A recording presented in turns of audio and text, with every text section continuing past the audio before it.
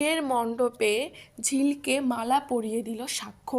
ভোলে বাবা পার করেগার ধারাবাহিকের আগামী পর্বের আপডেটে আপনারা দেখতে পারবেন সাক্ষ্য মনে মনে কিন্তু খুবই খুশি। অপরদিকে ঝিল কিন্তু সুন্দর করে রেডি হয়ে গেছে তাদের সখীদের নিয়ে। এদিকে তার সখীরা জিজ্ঞেস করছে কি এমন শর্ত দিয়েছে যে তুই এই সাজে রেডি হয়ে গেছিস।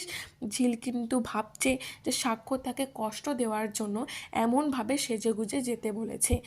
এদিকে কিন্তু ঝিলও বুঝতে পারছে এবং কি স্বীকার করে নিয়েছে সে সাক্ষ্যকে খুব ভালোবাসে।